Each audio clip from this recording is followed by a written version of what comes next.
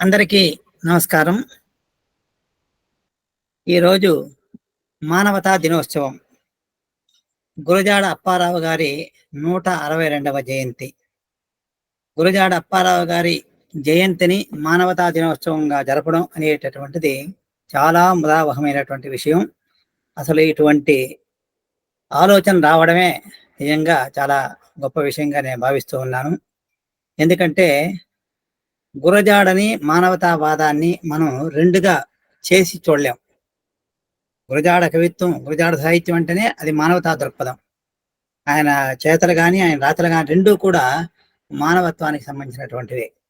ప్రకృతిలో మనకి సహజమైనటువంటి భేదభావం లేకపోతే ప్రకృతి పరమైనటువంటి వైరుధ్యాలు ఉంటాయి. కానీ మానవుడు చేసేటటువంటి వైరుధ్యాలు లేకపోతే విభేదాలు అనేటటువంటి వాటిని తిరస్కరిస్తూ ఆయన తన సాహిత్యాన్ని, తన జీవితాన్ని దానికోసం దాన్ని నిరోధించడం కోసం తన జీవితాన్ని అంకితం చేసినటువంటి వ్యక్తి. అటువంటి వ్యక్తి మీద ఈరోజు ఇలా అంటే సభ జరపడం గురించి కాదు, అసలు మానవతా దినోత్సవం పేరుతో జరపడం అనేటటువంటిది చాలా ముదావహంగా భావిస్తూ అందుకు కారకులైనటువంటి డాక్టర్ కొవ్వరి గోపాలకృష్ణ గారికి, తర్వాత ఈ సభలో ఉన్నటువంటి మేడం గారు అయినవోలు ఉషాదేవి గారికి, తర్వాత చొక్కా తుషోర్ గారికి, దార్ల వెంకటేశ్వరరావు గారికి, ఇంకా గురజాడ ఫౌండేషన్ సంబంధించినటువంటి గురజాడ వారసులు రవీంద్ర గారికి, అరుణ గారికి, తర్వాత ఇప్పుడు ఒక మంచి అత్యద్భుతమైనటువంటి పాట పాడినటువంటి శివాజీ గారికి, ఇలా ఇక్కడ ఉన్నటువంటి ప్రతి ఒక్కరికి కూడా నేను పేరు పేరున ధన్యవాదాలు, స్వాగతం తెలియజేస్తూ ఉన్నాను. మేము చిన్నప్పటి నుంచి కూడా గురజాడ వారసులుగా పెరిగినటువంటి వాళ్ళం. ఎందుకంటే వీరేశలింగం, గురజాడ, గిడుగు రామ్మూర్తి, శ్రీశ్రీ ఇట్లా సమాజాన్ని ఒక ముందుకు సరైనటువంటి దిశలో ముందుకు నడిపించడానికి ప్రయత్నం చేసినటువంటి వ్యక్తులను చిన్నప్పుడు చదివి, వాళ్ళ సాహిత్యాన్ని చదివి, వాళ్ళ గురించి తెలుసుకొని ఆ దారిలో నడిచినటువంటి వ్యక్తులుగా మేము చాలా గర్వపడుతూ ఉంటాం. ఈరోజు అటువంటి వ్యక్తిని అటువంటి వ్యక్తి జయంతిని మానవతా దినోత్సవంగా జరపడం అనేటటువంటిది చాలా గొప్ప విషయంగా భావిస్తూ దీన్ని ఖచ్చితంగా ఈ రెండు రాష్ట్ర ప్రభుత్వాలే కాకుండా మన గోపాలకృష్ణ గారు చెప్పినట్టు అసలు భారతదేశమే ఆయన గుర్తించాల్సినటువంటి అవసరం ఉంది. అందుకనే మానవతా దివస్ అని కూడా పెట్టారు ఆయన. ఎందుకంటే హిందీలో కూడా అయితే మొత్తం దేశవ్యాప్తంగా కూడా ఈ విషయాన్ని గుర్తించాల్సిన అవసరం ఉంది. కాబట్టి మానవతా దివస్ అనే పేరుతో మనం గురజాడ అప్పారావు గారి జయంతిని జరుపుకోవాల్సినటువంటి అవసరం ఉంది. పోయినసారి మహాకవి భారతీయార్ జయంతిని పురస్కరించుకొని కేంద్ర ప్రభుత్వం భాషా దినోత్సవాలు జరిపింది.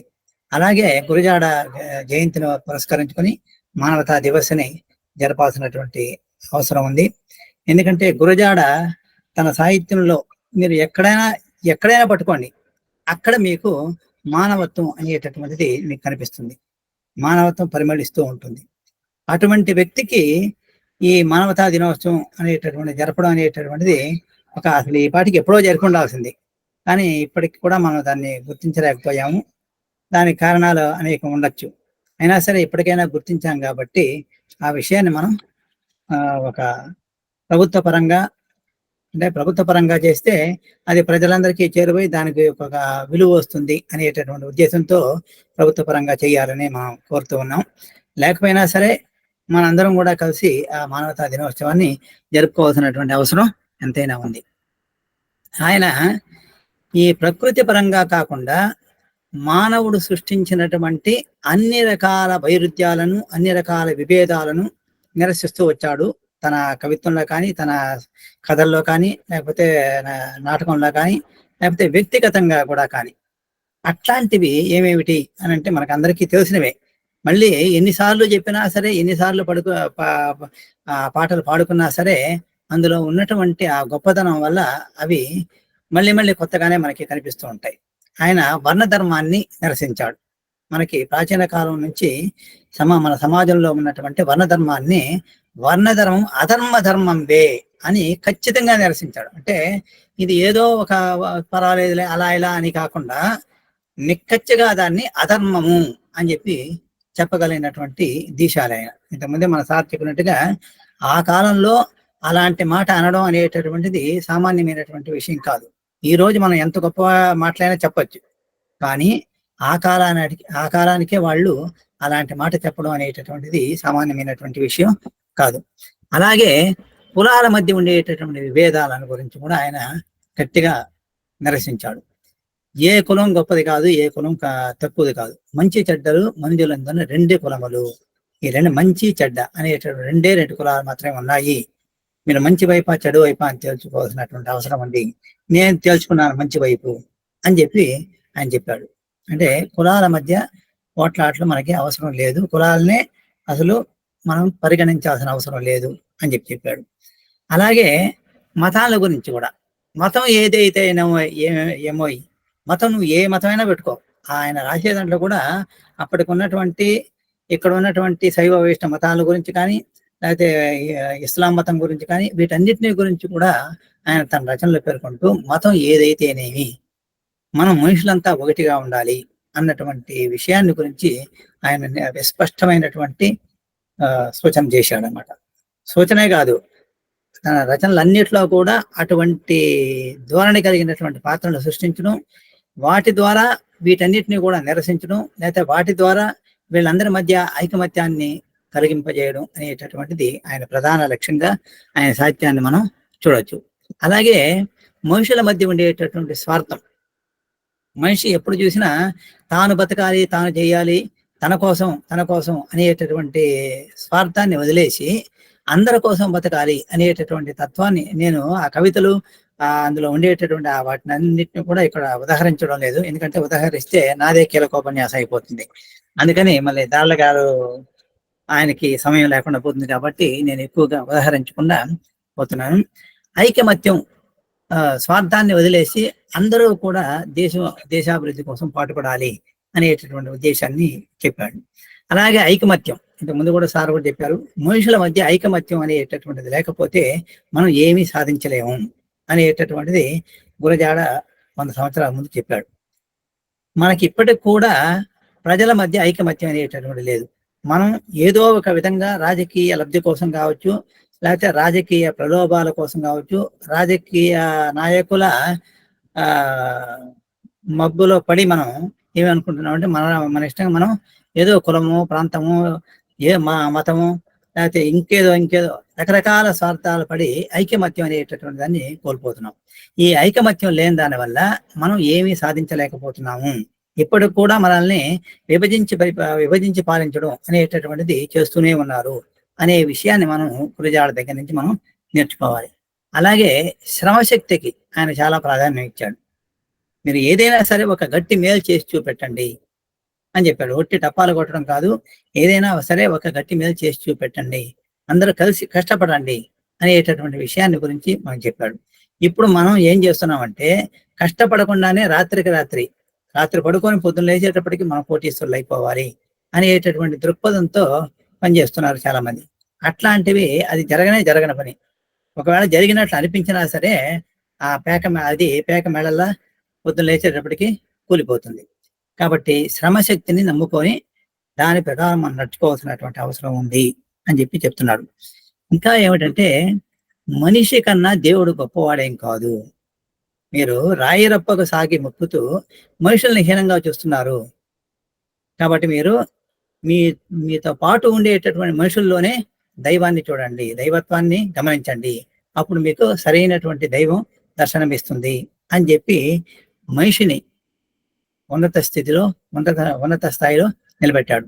మనకి ప్రపంచంలో మొత్తం సమాజం ఎక్కడైనా, ఏ దేశమైనా సరే, ఎక్కడైనా సరే మనిషికి మించినటువంటిది ఏమీ లేదు.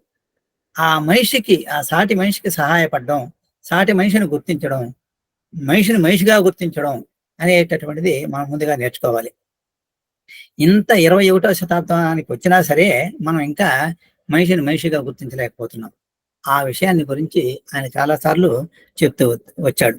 అలాగే కలహాలు, మనిషి ఒకరితో ఒకరు ప్రతి చిన్న విషయానికి కూడా కలహాలు పెట్టుకుంటారు, ఒకరితో ఒకరు విరోధాలు. ఈ విరోధం వల్ల ఇద్దరూ నశించిపోతారు తప్ప ఎవరూ బాగుపడరు. కాబట్టి ఈ కలహాలు అనేటటువంటి అక్కర్లేదు, మనుషుల మధ్య వైరం ఉండకూడదు. అది ఎక్కడ ఎక్కడ ఉండాలి ఆ వైర్యం, వైరం అనేటటువంటిది అంటే విద్య ఎందే.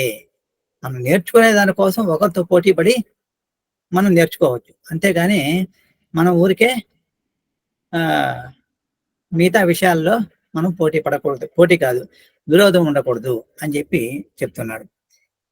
వీటన్నిటికన్నా ముఖ్యమైనటువంటిది ఏమిటంటే, జనాభాలో సగం ఉన్నటువంటి స్త్రీలకు సంబంధించి. స్త్రీలను మొదటి నుంచి కూడా వాళ్ళు అణచివేయబడుతూ ఉన్నటువంటి వర్గం.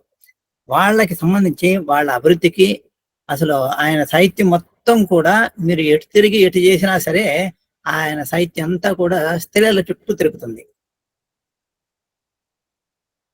స్త్రీలే ప్రధానమైనటువంటి వస్తువు ఆయనకి.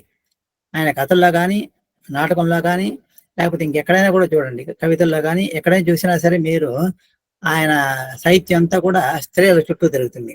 స్త్రీలకు కావాల్సినటువంటి విద్య, చదువు నేర్చుకోకపోతే అసలు ఇంకా సమాజమే ముందుకు నడవదు అన్నటువంటి దృక్పథంతో ఆయన రాశాడు.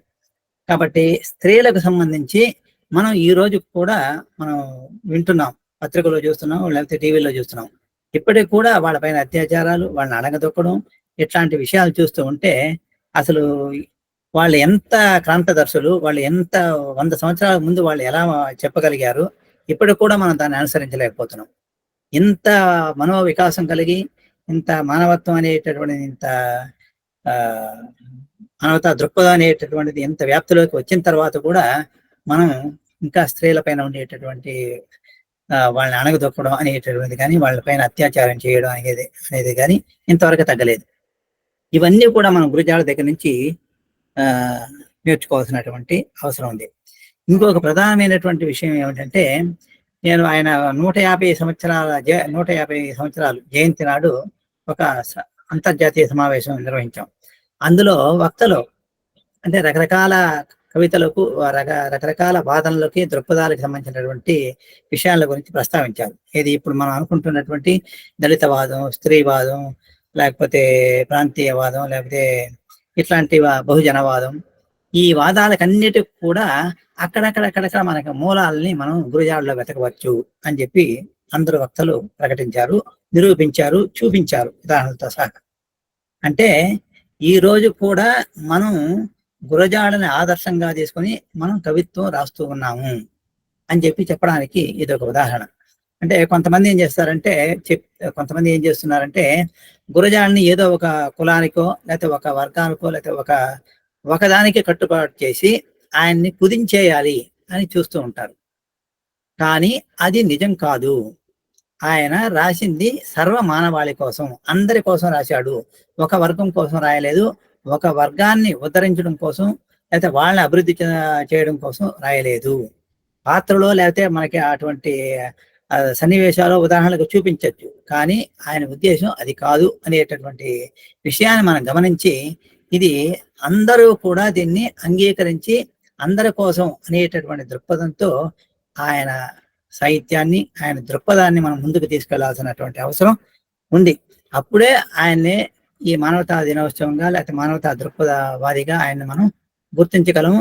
ఆ మానవతా దృక్పథాన్ని మనం ముందుకు తీసుకెళ్ళగలం. అలా కాకుండా ఆయన్ని కుదింపజేసేస్తే ఇంకా అదేముందిలే మనకు సంబంధం లేదు అన్నటువంటి దృక్పథంతో మనం మాట్లాడగలిగితే ఇంకా ఆయన దృక్పథం, ఆయన సాహిత్యం అంతా కూడా, ఆయన చేసిన సేవ అంతా కూడా మనకి నీరు గారిపోతుంది, లేకుండా పోతుంది. అందుకనే మనం ఎవరైనా సరే ఏదైనా ఒక సాహిత్యాన్నో, లేకపోతే ఒక విషయాన్నో, ఒక ఉద్యమాన్ని నడిపినప్పుడు ఆ ఉద్యమంలో ఉండేటటువంటి సానుకూల దృక్పథాన్ని, ఒక సానుకూలమైనటువంటి అంశాలని పరిగణించి దాన్ని ముందుకు తీసుకెళ్ళాలి అనేటటువంటి దీంతో మనం పనిచేయాలి. అంతేగాని అందులో ఉండేటటువంటి లోటుపాట్లను వెతికి వాళ్ళని అణగదొక్కడం కోసం ప్రయత్నం చేయకూడదు. మనుషుల్ని అణగదొక్కకూడదు అనేటటువంటిదే గురజాడ ప్రధానమైనటువంటి ఉద్దేశం. కాబట్టి అటువంటి దృక్పథంతో మనం గురజాడ ముందుకు తీసుకెళ్లాల్సినటువంటి అవసరం ఉంది. మనం గురజాడ పాత్రలు మీరు ఏదైనా ఏ పాత్ర అయినా గమనించండి. స్త్రీలకు సంబంధించినవి కానీ, పురుషులకు సంబంధించినవి కానీ, ఎట్లాంటి ఏదైనా సరే, ఒక కన్యాశుల్కంలో ఒక మధురవాణి పాత్రను, ఒక వేశ్య పాత్రను ఆయన ప్రధాన పాత్రగా చేసి కథ రాశాడు, ఆ నాటకం రాశాడు అని అంటే మనం ఆయన్ని ఎలా అర్థం చేసుకోవాలి చూసుకోండి. అలాగే కన్యక కానీ, పూర్ణమ కానీ, ఇలా ఏ స్త్రీ పాత్ర అయినా తీసుకోండి. వాళ్ళందరూ కూడా ఆ రోజుల్లో స్త్రీల స్త్రీలను అణిచివేస్తున్నటువంటి ఆ దృశ్యాలను, లేకపోతే ఆ విషయాలపైన తిరగబడినటువంటి వ్యక్తులు. అటువంటి వారిని మనం ఆదర్శ నాయకులుగా తీసుకొని ముందుకెళ్లాల్సినటువంటి అవసరం ఉంది. అంతేగాని వాళ్ళని కూడా ఏదో ఒక గిరగీసి అందులో కుదించే పని మనం చేయకూడదు. అలా చేసినందువల్ల మనకు కలిగేటటువంటి లాభం ఏమిటంటే, మనం ఒక గొప్ప వ్యక్తిని, ఒక మానవతావాదిని మనం అణిచివేసినట్టుగా. ఆయన అణిచివేయకూడదు అని మనకందరికి సహాయం చేశాడు. ఎందుకంటే ఆ రోజుల్లో ఎవరికి నోరు లేదో, ఎవరికి వాక్కు లేదో, ఎవరికి ఇది లేదో వాళ్ళకి ఆయన అండగా నిలబడ్డాడు. వాళ్ళకి తన నోరుని వాళ్ళ కోసం ఆయన ఉపయోగించాడు. దళితుల కోసం ఉపయోగించాడు, స్త్రీల కోసం ఉపయోగించాడు. ఈరోజు మనకి నోరుంది అనే ఉద్దేశంతో మనం ఆయన్ని తొక్కకూడదు. అట్లా దొక్కితే అది సమాజానికి నష్టం తప్ప ఆయనకే నష్టం లేదు. ఆయన ఒక వర్గాని కోసం కృషి చేశాడు అని మనం ఈరోజు చెప్పినందువల్ల ఆయనకి వచ్చే నష్టమే లేదు. ఎందుకంటే వాళ్ళందరూ వెళ్ళిపోయారు కాబట్టి వాళ్ళతో మనకి లేదు. కాబట్టి మనందరం కూడా గురజాడ రాసినటువంటి సాహిత్యాన్ని, ఆయన మానవతా దృక్పథాన్ని, ఆయన సాహిత్యం ద్వారా, ఆయన చేసినటువంటి రచనల ద్వారా మనం ముందుకు తీసుకెళ్లడం ద్వారా మాత్రమే మనం గురజాడను నిలబెట్టగలము, మానవతావాదాన్ని నిలబెట్టగలము, సమాజాన్ని ముందుకు నడిపించగలము అనేటటువంటి దృష్టితో ఆయన్ని అధ్యయనం చేయాలి. ఆ దృక్పథాన్ని సమాజానికి ముందుకు తీసుకెళ్ళాలి. అప్పుడే యువతరం ఆయన్ని సరైన విధంగా అర్థం చేసుకుంటుంది. సరైన దిశలో వాళ్ళు ప్రయాణం చేస్తారు. సమాజం కూడా సరైనటువంటి దిశలో వెళుతుంది అని చెప్తూ, ఇటువంటి ఒక మంచి అవకాశాన్ని నాకు కల్పించినందుకు నేను ముఖ్యంగా ఈ గురజాడ ఫౌండేషను, మన కొవ్వరి గారికి ప్రత్యేకంగా ధన్యవాదాలు తెలియజేస్తూ సెలవు తీసుకుంటా. నమస్కారం. ధన్యవాదాలు.